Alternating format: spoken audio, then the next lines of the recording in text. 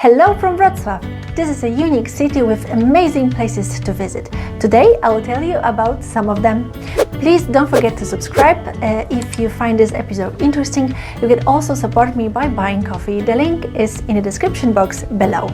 I'm Monica and this channel is about me showing you how cool Wrocław is and what you can do here, whether you live here permanently or just visiting for a few days. So let's go!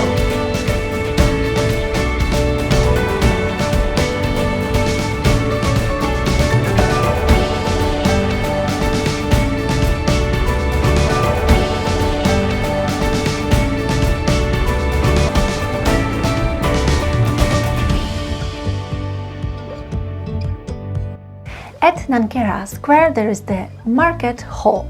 It was built in 1908. It was part of a municipal program to improve public health and reform how food and other goods were sold in the city. There used to be a twin building at Kolejowa Street, but it was destroyed during World War II. Before the Market Hall was built, the municipal arsenal stood here. It was demolished in 1905, but stone cannonballs embedded in the northern facade still remind us of its past. The hall's interior is unique, featuring reinforced concrete ceilings supported by reinforced concrete arches. This construction technique was used here for the first time in the city, even before the famous Centennial Hall, which was also built using this new technology. If you are interested, I have a special episode dedicated to Centennial Hall. I will put the link in the description box below. In the Market Hall you can buy fresh food like fish, meat, cheese, fruits and vegetables, bread, sweets and more.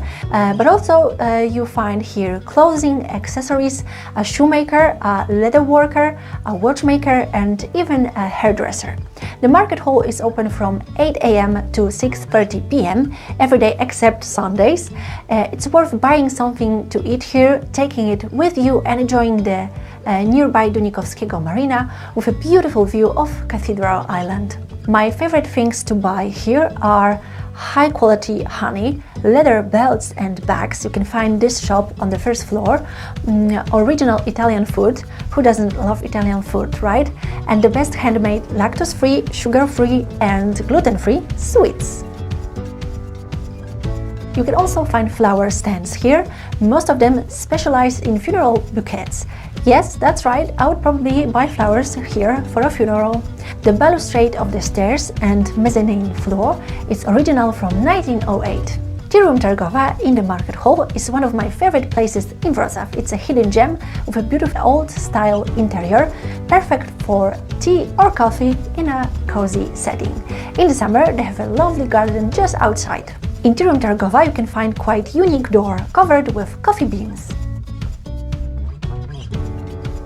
Near the Market Hall is Trzebnicki Maidens House. It's Wrocław's the oldest partly preserved residential building, first mentioned in 1208.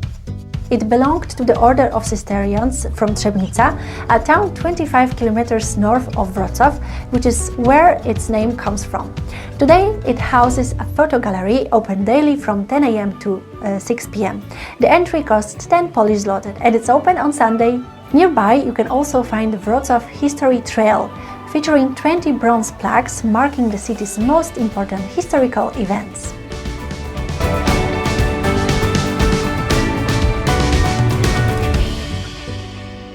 Now let's talk about this building. What is this? It's a museum, but it's one of the kind because it only has one art piece and it's huge. The canvas is 15 meters high and 114 meters long. It was created in 9 months using 750 kilograms of paint. It depicts a battle from 1794 between the Russian Empire and the Polish army. The painting was completed in 1894 to commemorate the battle's centenary. But let's start from the beginning. In 1793, Poland experienced its second patrician and Poles were not happy about it. They tried to regain their country in 1794, led by the famous hero Tadeusz Kościuszko. The Battle of Raclawice in April 1794 was the first armed clash of the uprising and strained the belief in Polish independence. However, despite winning this battle, Poland faced the third and final partition later that year, disappearing from the map of Europe for 123 years. To honor the 100th anniversary of the battle, Polish painter Jan Styka, along with other artists, created this monumental panorama for the General National Exposition in Lviv, now Lviv in Ukraine. It was a major tourist attraction of the exposition, comparable to today's 3D cinema. The panorama of the Battle of Raclawice is one of the few places in the world when you can admire a relic of 19th century popular culture. Showings take place every 30 minutes. The narration is in Polish, but you can listen in different languages using an audio guide. The ticket price is 50 Polish zloty. I highly recommend buying tickets online, especially during high season, as it's often fully booked. Remember that there are no seats inside, you walk around the painting. With a ticket to the panorama, you also get free access within 3 months to the 3 other museums: the National Museum in Wrocław, the Ethnographic Museum, and the Four Doms Pavilion Museum of Contemporary Art. It's a great deal, so don't forget about it. Our next place is the Mural in the underpass near Dominikański Square. In Przejscie Slodowe, there's an underpass featuring a unique mural made of 570 tiles. It was created in 2016 by the Academy of Art and Design in Wrocław, when the city was the European capital of culture. Each tile is different, varying in technique and thickness, and was created by 262 artists from all over the world. It took 2 years to complete. It's super cool, take a closer look. Our next place is the Saddlebag Bastion, better known as Partisans Hill. It was recently beautifully renovated. It's a perfect spot for a walk, especially during sunset. Originally, a city gate stood here around 1340 as part of the city walls. It later became a bastion in the 16th century.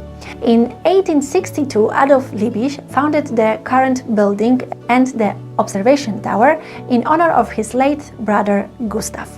It was city property, but the city couldn't afford to rebuild it. Adolf not only paid $70,000, but he also waived the rental income from the premises of the city. At the time, the city's budget was only $30,000, which shows how wealthy Adolf was. He owned a sugar factory, by the way. For his generous gesture, Adolf was honored as an honorary citizen of Wrocław.